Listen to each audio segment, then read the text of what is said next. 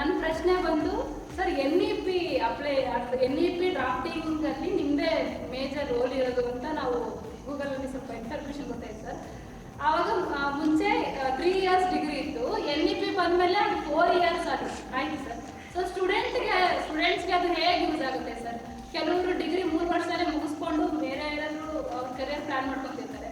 ಅವ್ರಿಗೆ NEP ಇರೋದ್ರಿಂದ ಅವ್ರಿಗೆ 4 years ಇರುತ್ತೆ, ಇನ್ನೊಂದು ವರ್ಷ ಎಕ್ಸ್ಟೆಂಡ್ ಆಗಿರುತ್ತೆ. ಸೊ ಅದು ಹೇಗೆ? ಅವರು 4 ವರ್ಷ ಓದಿರ್ಬೋದು, 4 ವರ್ಷ ಓದಲೇಬೇಕು ಅಂತ ಇಲ್ಲ, ಕಂಪಲ್ಸರಿ ಇಲ್ಲ. ಈಗ ಉದಾಹರಣೆಗೆ ಮುಂಚೆ ಎಲ್ಲ ಆಗ್ತಿತ್ತು, ನೀವು ಡಿಗ್ರಿ ಅಂತ ನಿಮ್ಗೆ ಯಾವಾಗ ಸಿಗ್ತಾ ಇತ್ತು ಹೇಳಿ? 3 ವರ್ಷ ಆಗಿ ಎಲ್ಲ ಸಬ್ಜೆಕ್ಟ್ಸ್ ಪಾಸ್ ಆದ್ಮೇಲೆ ತಾನೇ ಡಿಗ್ರಿ ಸಿಗ್ತಾ ಇದ್ದಿತ್ತು.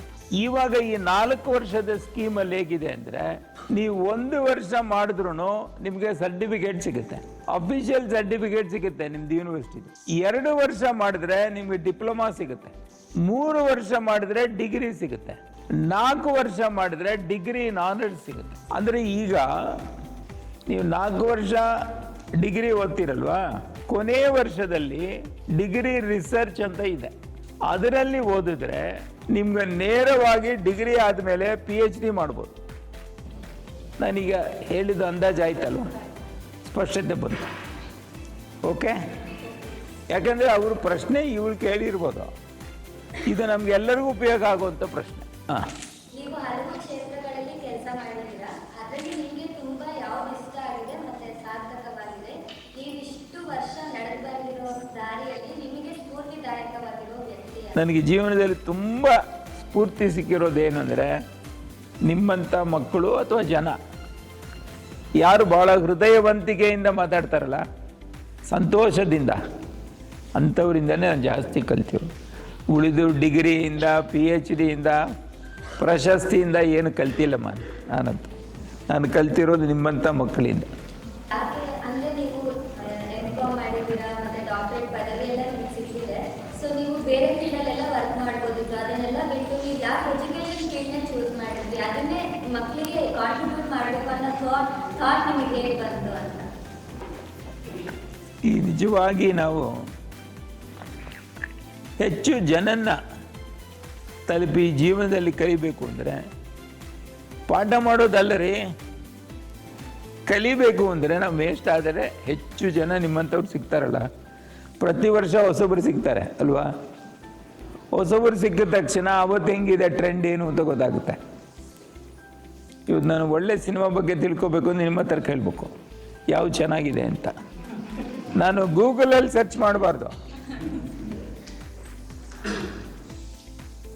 ಹೀಗಾಗಿ ನನಗನ್ನಿಸ್ತು, ಮೇಷ್ಟ್ ಆಗಿದ್ದರೆ, ಮೇಷ್ಟು ಅಂದರೆ ಬರೀ ಪಾಠ ಮಾಡೋರಲ್ಲ, ಇದು ನಾವು ಅರ್ಥ ಮಾಡ್ಕೊಳ್ಳೋಣ. ಬರೀ ಪಾಠ ಮಾಡೋರಲ್ಲ, ಮೇಷ್ಟು ಅಂತಂದರೆ ಬೇರೆಯವ್ರ ಬಗ್ಗೆ ಯೋಚನೆ ಮಾಡಿ ಅವರ ಬೆಳವಣಿಗೆ ಬಗ್ಗೆ ಗಮನ ಕೊಡೋರೇ ಮೇಷ್ಟು. ಓಕೆ, ಧನ್ಯವಾದ. ಜೀವನದಲ್ಲಿ ನೀವು ಇಷ್ಟು ಮುಂದೆ ಹೋಗ್ಬೇಕಂತ ಹೇಳಿದ್ರೆ ಎಷ್ಟೊಂದು ಚಾಲೆಂಜಸ್ಸು ಮತ್ತು ಸ್ಟ್ರಗಲ್ಸ್ ಎಲ್ಲ ಫೇಸ್ ಮಾಡಿರ್ತೀರಲ್ಲ ಸರ್, ಅದನ್ನ ಹೇಗೆ ನೀವು ಫೇಸ್ ಮಾಡಿದ್ರಿ ಮತ್ತು ಅದರಿಂದ ಹೇಗೆ ಆಚೆ ಬಂದ್ರಿ? ಸರಿ, ನಮ್ಮ ಊರ ಹತ್ರ ಒಂದು ಇದಾಗುತ್ತೆ, ಏನೊಂದು ಜಾತ್ರೆ ಆಗುತ್ತೆ. ನಮ್ಮ ಊರ ಹತ್ರ ಜಾತ್ರೆ ಆಗ್ತಾಯಿತ್ತು. ಆ ಜಾತ್ರೆಗೆ ಹೋಗ್ಬೇಕಂದ್ರೆ 15 ಕಿಲೋಮೀಟ್ರ್ ಏನಾಯಿತು. ನನಗೆ ಹೋಗೋಕ್ಕಾಗಲ್ಲ, ಬಸ್ಸಲ್ಲಿ ಹೋಗ್ಬೇಕು. ಬಸ್ಸಲ್ಲಿ ಹೋಗೋಕ್ಕಾಗಲ್ಲ ನನಗೆ, ಒಬ್ಬನೇ ಕೂತ್ಕೊಂಡು ಹೋಗೋಕ್ಕಾಗಲ್ಲ. ನಮ್ಮ ಸ್ನೇಹಿತರು ಏನು ಮಾಡಿದರು ಅಂದರೆ, ದೊಡ್ಡೊಂದು ಎಮ್ಮೆ ವೀಲ್ಚೇರ್ ಇತ್ತು, ಅದನ್ನು ಎತ್ಕೊಂಡು ಹೋಗಿ ಬಸ್ ಮೇಲೆ ಹಾಕಿ ನನ್ನ ಒಳಗೆ ಕೂರಿಸಿ, ಅವರು ಮತ್ತೆ ಇಳಿಸಿ ನನ್ನ ಕೂರಿಸಿ ಅಂತ ನೋಡಿದ್ರು. ಮರಳಲ್ಲೇ ಮಲಗ್ತಾ ಇದ್ವಿ ನಾವು, ಮರಳಲ್ಲೇ ಮಲಗಿ ರಾತ್ರಿ ನಿದ್ದೆ ಮಾಡಿ ವಾಪಸ್ ಬರೋದು. ಅಂದರೆ ನಾನು ಯಾಕೆ ಇದನ್ನೆಲ್ಲ ಹೇಳ್ತೀನಿ ಅಂದರೆ, ನೀವು ಕಷ್ಟ ಅಂತೇಳಿ ಅನ್ನಿಸ್ದೇ ಇರೋಂಗೆ ಮಾಡುವಂಥ ಜನ ನಿಮ್ಮ ಸುತ್ತಮುತ್ತ ಇದ್ದರೆ ಏನು ಕಷ್ಟ ಇಲ್ಲ ಅಲ್ವಾ? ಅಷ್ಟೇ ಅಲ್ವಾ?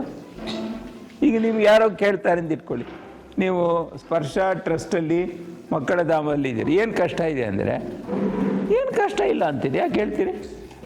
ನಿಮಗೆ ಆ ಎಲ್ಲವನ್ನೂ ನೋಡ್ಕೊಳ್ಳೋ ಅಂಥ ಒಂದು ವ್ಯವಸ್ಥೆ ಇದೆ ಅಲ್ವಾ? ಹೀಗಾಗಿ ಕಷ್ಟ ಏನು ಆ ಥರದ್ದು ಏನು ಕಷ್ಟ ಆಗಿಲ್ಲ ನನಗೆ. ಕಷ್ಟಗಳು ಬರ್ಬೋದು, ಆದರೆ ಬರೋ ಕಷ್ಟಗಳನ್ನ ಹೆಂಗೆ ತಗೊಳ್ತೀವಿ ಭಾಳ ಮುಖ್ಯ ಅಲ್ವಾ?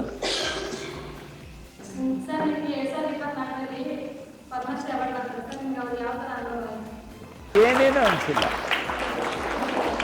ಈಗ ನೀವೇನೋ ಪ್ರಶ್ನೆ ಕೇಳ್ತೀರಿ ಅಂತ ಇಟ್ಕೊಳ್ಳಿ, ನಾನು ನಿಮಗೇನೋ ಉತ್ತರ ಕೊಡ್ತೀನಿ, ನಿಮ್ಗೆ ಸಂತೋಷ ಆದರೆ ಅಷ್ಟೇ ಪ್ರಶಸ್ತಿ. ಈ ದೊಡ್ಡ ಪ್ರಶಸ್ತಿ ಎಲ್ಲ ಬೇಡ ಮಾಡೋದಿಲ್ಲ, ಕೊಡ್ತಾರೆ ತಗೊಳ್ತೀವಿ, ಇರಲಿ. ಅದೇ ನೀವು ಪ್ರಶಸ್ತಿ ತಗೋಬೇಡಿ ಅಂತ ನಾನು ಹೇಳ್ತಾ ಇಲ್ಲ. ನೀವೆಲ್ಲರೂ ದಯವಿಟ್ಟು ಎಲ್ಲರೂ ಪ್ರಯತ್ನ ಮಾಡಿ ಬೇರೆ ಬೇರೆ ಪ್ರಶಸ್ತಿ ತಗೊಳ್ಳಿ. ಆದರೆ ಪ್ರಶಸ್ತಿಗೋಸ್ಕರ ನಾವು ಕೆಲಸ ಮಾಡೋದು ಬೇಡ. ನಮ್ಮ ಕೆಲಸ ನಾವು ಮಾಡ್ತಾ ಹೋಗೋಣ. ಪ್ರಶಸ್ತಿ ಸಿಕ್ಕಿದ್ರೆ ಸಿಕ್ತು, ಇಲ್ಲ ಇಲ್ಲ. ಈ ಗೋಪಿಗೆ ಪದ್ಮಶ್ರೀ ಕೊಡಬೇಕು ನಾವು ಅಲ್ವಾ, ರಾಜ್ಯೋತ್ಸವ ಕೊಡಬೇಕು. ಅವ್ರೇನು ಕೊಟ್ಟಿಲ್ಲ ಅಂತೇಳಿ ಬೇಜಾರು ಮಾಡ್ಕೊಳ್ತಾರೆ. ಅವರೊಂದು ಪ್ರಶ್ನೆ ಕೇಳ್ತಾ ಇದ್ದಾಳೆ, what do you mean by success? Success ಅಂದರೆ ಏನರ್ಥ?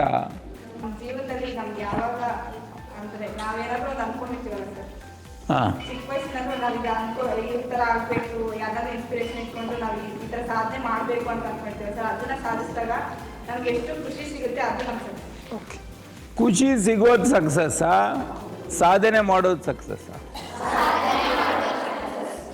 ಹಾಂ, ಸಾಧನೆ ಮಾಡೋದು ಸಕ್ಸಸ್. ಸಾಧನೆ ಖುಷಿ ಸಿಗುತ್ತೆ ಅಲ್ವಾ ಸರ್, ಅದಕ್ಕೆ ಸಾಧನೆ ಮಾಡಿ ಸಾಧನೆ ಬಂದ ಮೇಲೆ ಖುಷಿ ಸಿಗುತ್ತೆ. ಸಕ್ಸಸ್ ಫೇಲ್ ಆಗೋದು ಫೇಲ್ಯೂರ್ ಅಲ್ಲ, ಫೇಲ್ ಆಗೋದನ್ನ ಮತ್ತೆ ಮುಂದಕ್ಕೆ ಹೋಗೋದಿದೆಯಲ್ಲ ಅದು ಸಕ್ಸಸ್ ಅಂತ. ನಿಮ್ದು 30-40 ಜನ ಫ್ರೆಂಡ್ಸ್ ಇದ್ರಲ್ಲ ಸರ್, ಅವರಲ್ಲಿ ತುಂಟತನ ಮಾಡ್ತಿದ್ರಲ್ಲ, ಅದ್ರಲ್ಲಿ ನಿಮಗೆ ಯಾವ ಥರ ಸರ್ ನೀವು ಮಾಸ್ಟರ್ಗಳನ್ನ ಕಾಲ ಎಳಿತಿದ್ರಿ? ಈಗ ನಾವು ಲಾಸ್ಟ್ ಬೆಂಚು ಹೊಡಿಯೋದು ಮಕ್ಕಳನ್ನೆಲ್ಲ ಇದು ಮಾಡ್ತಿದ್ರಲ್ಲ, ಅದನ್ನ ನೀವು ಯಾವ ಥರ ಮಾಸ್ಟರ್ನ ಇದು ಮಾಡ್ತಿದ್ರಿ ಸರ್? ನೋಡಿ, ನಮ್ಮಲ್ಲೊಬ್ಬರು ಸೈನ್ಸ್ ಟೀಚರ್ ಇದ್ದರು. ಸೈನ್ಸ್ ಟೀಚರು ಅವರು ಈ ಕೆಮಿಸ್ಟ್ರಿ ಇದೆಲ್ಲ ಪಾಠ ಮಾಡೋರು. ಈ ಲಿಟ್ಮಸ್ ಪೇಪರ್ ಇರುತ್ತಲ್ಲ, ಕೆಮಿಕಲೆಲ್ಲ ಒಳಗೆ ಹಾಕಿದ್ರೆ ಅದು ಕಲರ್ ವ್ಯತ್ಯಾಸ ಆಗ್ತಾಯಿತ್ತು. ಅವರು ಕಣ್ಣು ಕಾಣಿಸ್ತಾ ಇರಲಿಲ್ಲ. ಅವ್ರು ಏನು ಮಾಡೋರು, ಹಿಂಗೆ ಲಿಟ್ಮಸ್ ಪೇಪರ್ ತಗೊಂಡು ಇದು ಈ ಟ್ಯೂಬಲ್ಲಿ ಕೆಮಿಕಲ್ ಹಾಕಿ ಹಿಂಗೆ ತಗೊಂಡು ಬಂದು ಹಿಂಗೆ ಇದು ಇಲ್ಲಿದೆ, ಅವರು ಇಲ್ಲಿ ಹಿಂಗೆ ಒಳಗೆ ಹಾಕಿ, ಹಾಂ ನೋಡು ಮಕ್ಕಳ ಚೇಂಜ್ ಆಗಿದೆ ಬಣ್ಣ ಅಂತ ಹೇಳೋರು.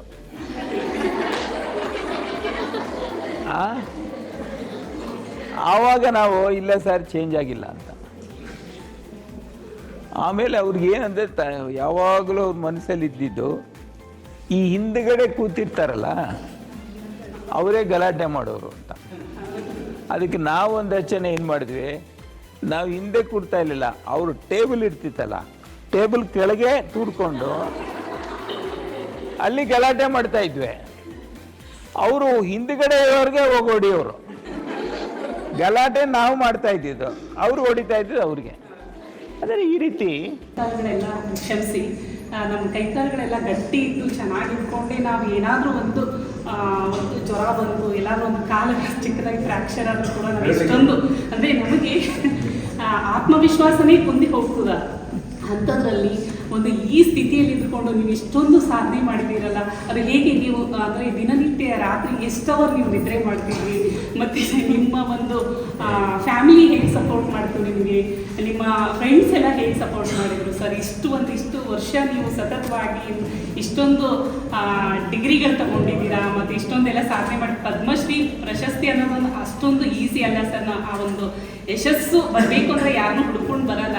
ಬಟ್ ನೀವು ಇಂಥ ಒಂದು ಸಾಧನೆ ಮಾಡಿದ್ದೀರಂದರೆ ನಾನು ನಿಜವಾಗಿ ಅವಾಗಿಂದ ನನ್ನ ಮನಸ್ಸಲ್ಲಿ ನೀವು ನೋಡಿ ನಾನು ಹೇಗೆ ಇದನ್ನು ಸಾಧನೆ ಮಾಡಿದ್ರು ಅಂತ ನಾನು ತುಂಬ ಕ್ಯೂರಿಯಾಸಿಟಿ. ನೋಡಿ, ನಾನು ಹೇಳ್ತೀನಿ, ಮೊದಲನೇದು ನಾನು ಸಾಧನೆ ಮಾಡಿದ್ದೀನಿ ಅನ್ನೋದು ಸುಳ್ಳು. ನೀವು ಮನಸ್ಸು ಮಾಡಿದ್ರೆ ನೀವು ಮಾಡೋಕ್ಕಾಗುತ್ತೆ. ನಮಗೆ ಭಾಳ ಡಲ್ ಆಗಿಬಿಡ್ತೀವಿ, ನಮಗೇನು ಮಾಡೋಕ್ಕಾಗ್ತಾ ಇಲ್ಲ ಅಂತ ಅನಿಸುತ್ತೆ. ಈಗ ಇಂಗ್ಲೀಷ್ ಬರದೇ ಇರೋರಿಗೆ ನನಗೆ ಇಂಗ್ಲೀಷ್ ಬರಲ್ಲ ಅನಿಸುತ್ತೆ, ಕನ್ನಡ ಬರದೇ ಇರೋರಿಗೆ ಕನ್ನಡ ಬರಲ್ಲ ಅಂತ ಅನಿಸುತ್ತೆ. ಒಂದು ಕಾಲು ಇಲ್ಲದವ್ರಿಗೆ ನಾನು ಒಂದು ಕಾಲಿದೆ ಅಂತ ಇಲ್ಲ ಅಂತ ಅನಿಸುತ್ತೆ. But very very important is we need to think of what we have. ಈಗ ನನಗೆ ಒಬ್ಬರು ಹೇಳಿದ್ರು, ಇವರು ಶ್ರೀಧರ್ ಅಂತ ಇವರು ಇಲ್ಲ ಒಂದು ನಡೆದಿರೋ ಘಟನೆ ಹೇಳ್ತಾ ಇದ್ದೀನಿ. ಅವ್ರಿಗೆ 2 ಕಾಲಿಲ್ಲ, 1 ಕೈ ಇಲ್ಲ ಅಂತ. ನನಗೆ ಚಿನ್ಮಯಾನಂದರು ಒಂದು ಮಾತು ಹೇಳಿದರು, ಸ್ವಾಮಿ ಚಿನ್ಮಯಾನಂದರು. Sridhar, don't worry about what you don't have, you worry about what you have. ತಲೆ ಇದೆಯಲ್ಲಪ್ಪ, ಬುದ್ಧಿ ಇದೆಯಲ್ಲ, ಇದರಿಂದ ನೀನು ಮುಂದಕ್ಕೆ ಹೋಗು ಅಂತ. So therefore my point is only this much. I don't want to make a lengthy answer to your question. ಪ್ರತಿಯೊಬ್ಬರಿಗೂ ಆ ರೀತಿಯ ಸಂದರ್ಭ ಬರುತ್ತೆ, ಇಲ್ಲ ಅಂತ ಇಲ್ಲ. ಅದು ನನಗಾಗಲಿ, ನಿಮಗಾಗಲಿ, ಇನ್ನೊಬ್ರು ಯಾರಿಗೇ ಆಗಲಿ, ನಾವು ಅದನ್ನು ಹೆಂಗೆ ಮೀರಿಸ್ತೀವಿ ಅದು ಭಾಳ ಮುಖ್ಯ. ಹೆಂಗೆ ಮುಂದಕ್ಕೆ ಹೋಗ್ತೀವಿ ಅದು ಮುಖ್ಯ. ಇದಕ್ಕೆ ಬೇರೆ ಬೇರೆ ಸಂದರ್ಭದಲ್ಲಿ ಬೇರೆ ಬೇರೆಯವ್ರು ಸಹಾಯ ಮಾಡ್ಬೋದು. ಆದರೆ ನೀವು ಮನಸ್ಸು ಮಾಡದೇ ಇದ್ದರೆ ಯಾರೂ ಸಹಾಯ ಮಾಡೋಕ್ಕಾಗಲ್ಲ. ದೇವರು ಕೂಡ ಬಂದು ನಿಮ್ಗೇನು ಮಾಡೋಕ್ಕಾಗಲ್ಲ. If you don't decide then nobody can help you. ನಾವು ಮನಸ್ಸು ಮಾಡಿದ್ರೆ ಯಾವುದೇ ಜಗತ್ತಲ್ಲಿ ಯಾವುದೇ ಶಕ್ತಿ ನಮ್ಮನ್ನು ತಡೆಯೋಕ್ಕೆ ಸಾಧ್ಯವಿಲ್ಲ. If you determine, you have to come forward. If you decide, others will come. If you don't decide, nothing will happen.